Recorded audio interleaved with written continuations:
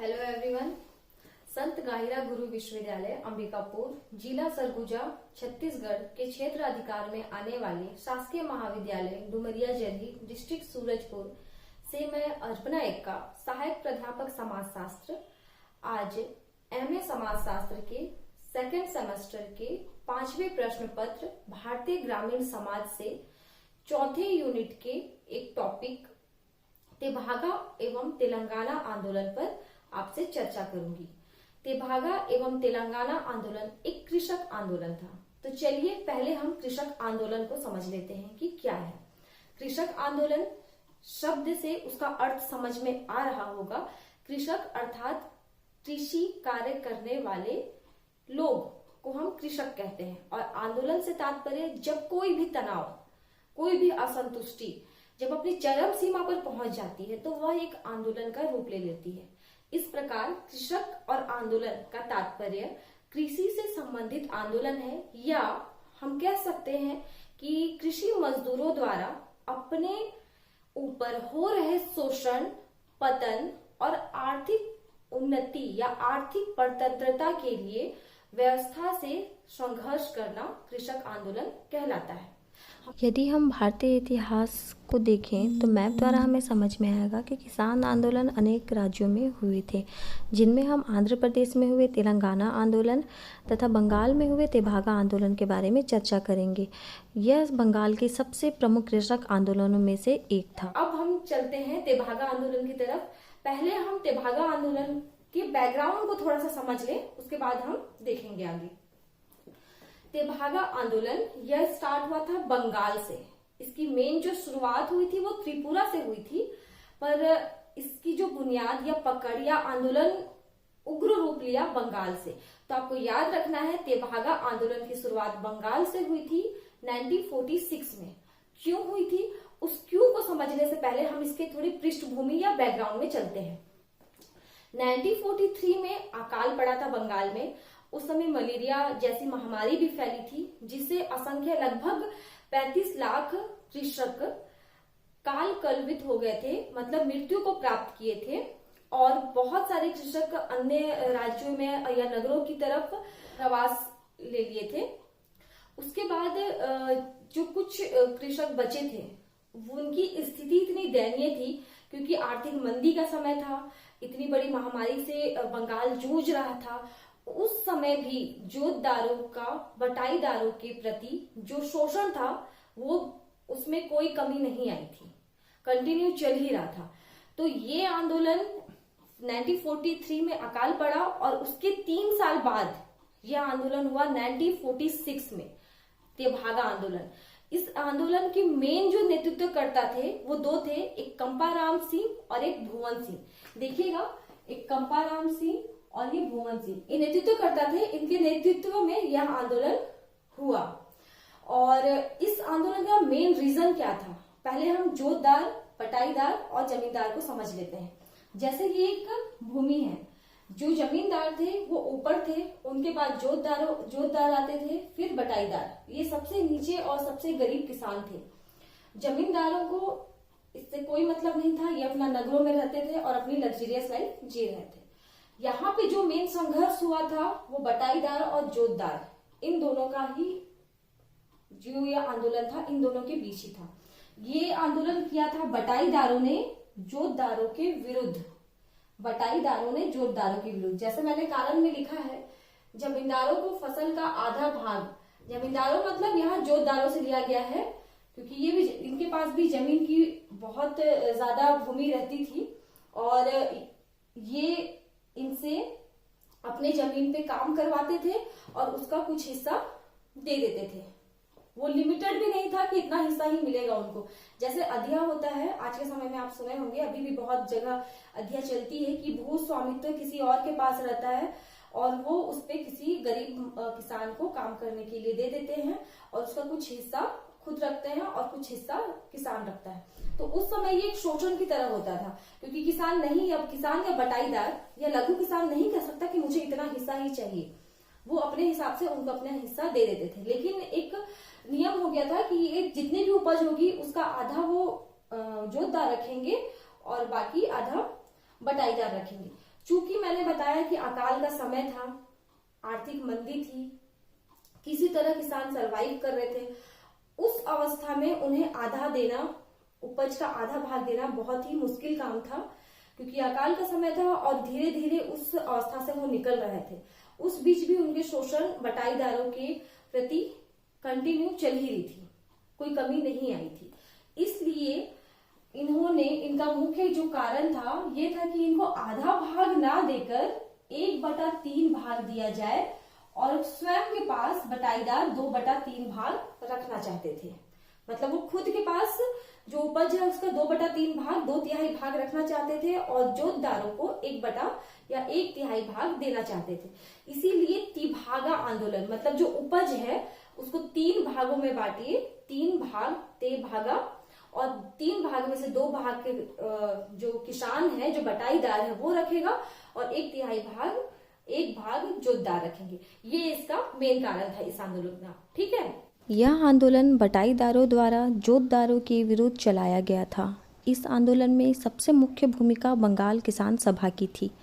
इस सभा में 2 प्रमुख नारे तिभागा चाई एवं इंकलाब जिंदाबाद जैसे नारे लगाए गए थे।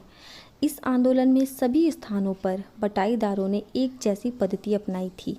वे लाठी लेकर प्रदर्शन करते तथा नारे लगाते थे एवं उपज को जोतदारों के घर ले जाने की बजाय अपने घर ले जाते थे। वर्गदारों अर्थात बड़े किसानों ने भी आंदोलनकारी किसानों का भरपूर समर्थन किया था। इस आंदोलन में बंगाल की कम्युनिस्ट पार्टी के सदस्यों मुजफ्फर अहमद, सुनील सेन तथा मोनी सिंह ने इस आंदोलन में मुख्य भूमिका निभाई। इस आंदोलन में कई स्थानों पर महिलाओं ने न केवल सक्रियता से भाग लिया अपितु कुछ ने तो आंदोलन का नेतृत्व भी किया था। इसके बाद देखते हैं इस आंदोलन में किसानों को, किसान सभा का समर्थन तो था ही, उसके साथ ही मुस्लिम लीग का भी समर्थन था। मुस्लिम लीग ने 1947 में वर्गदार अधिनियम के तहत उन्होंने भी ये मांग की थी कि जोतदारों को 1/3 भाग ही मिलना चाहिए उपज का और बटाईदारों को 2/3। और उसके साथ ही मुस्लिम लीग और एक फ्लाइट कमीशन 1940 ये एक लगान आयोग था। इस आयोग की भी मांग थी कि इन्हें 1/3 भाग दिया जाए और इन्हें 2/3 भाग दिया जाए। तो किसानों को इससे समर्थन मिला और वो इस आंदोलन में बढ़ चढ़कर हिस्सा लिए। लगभग 50 लाख किसानों ने इसमें हिस्सा लिया था। तो इसमें मुस्लिम किसानों का, यहाँ तक कि जनजातियों का भी, और यह अधिनियम आने के बाद कमीशन का भी इन्हें सपोर्ट था।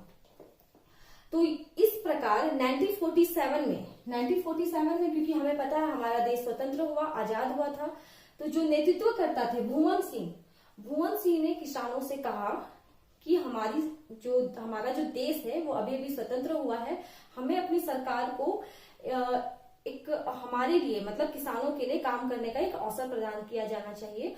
तो तत्पश्चात किसानों ने, जो आंदोलनकारी किसान थे, जो बटाईदार थे, वो इस कमीशन के बनने के बाद इस आंदोलन की समाप्ति हो गई थी।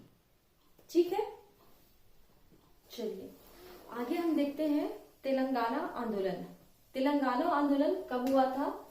1946 से 1951 तक चला। यह एक ऐसा आंदोलन है जो स्वतंत्रता के पहले से शुरू हुआ और स्वतंत्रता के बाद तक चला। तो ये कॉम्पिटिटिव एग्जाम के पर्पज से भी ये याद रखना जरूरी है। 1946 से 1951 तक तेलंगाना आंदोलन चला।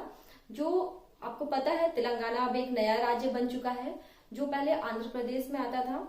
तो तेलंगाना जो है वो हैदराबाद क्षेत्र के नालगोंडा जिले से स्टार्ट हुआ था।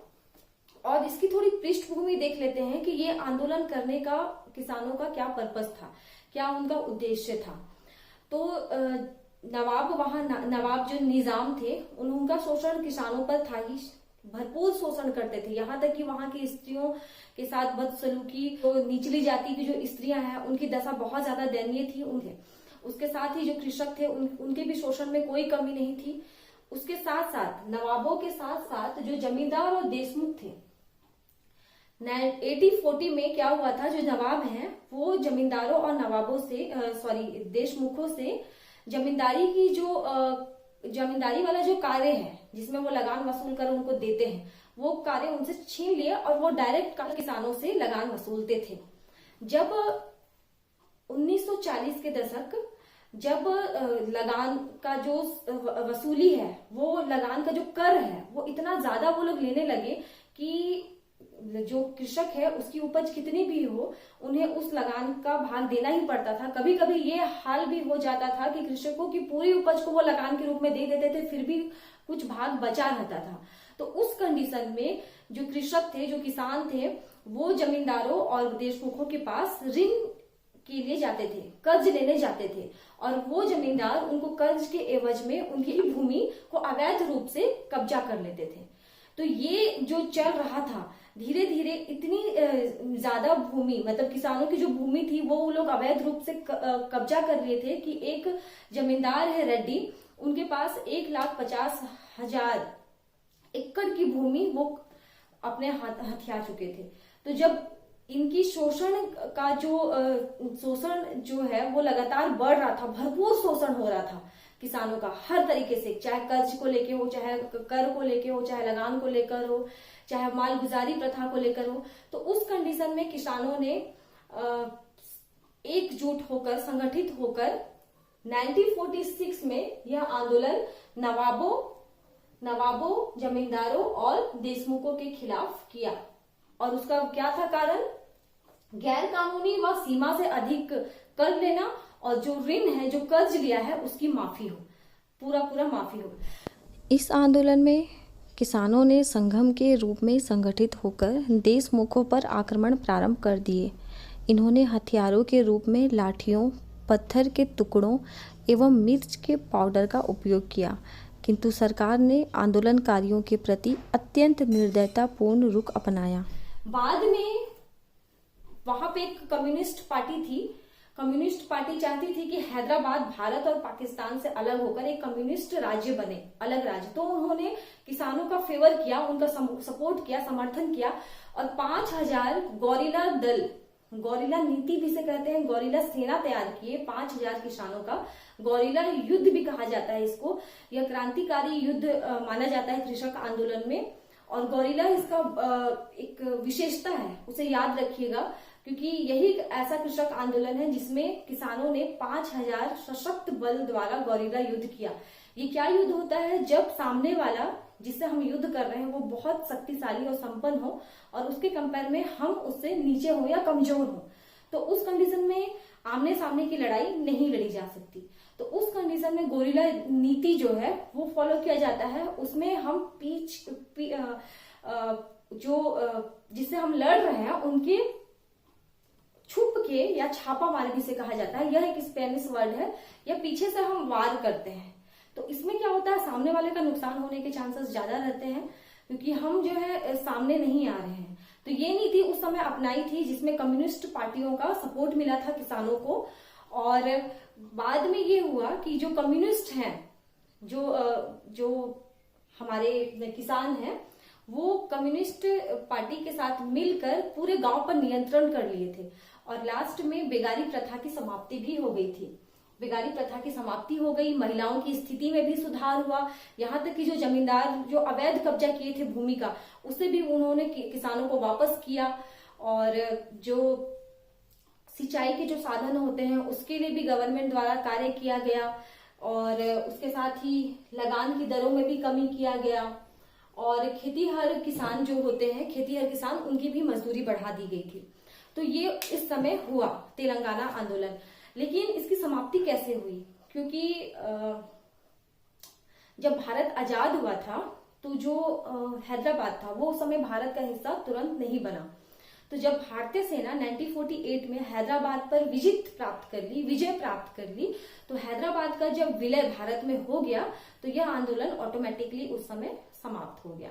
तो ये था तेलंगाना आंदोलन और तेभागा आंदोलन, जो कि बहुत ही महत्वपूर्ण किसान आंदोलनों में से एक है। तो ये दो आंदोलन को हमें समझना जरूरी है। ठीक है।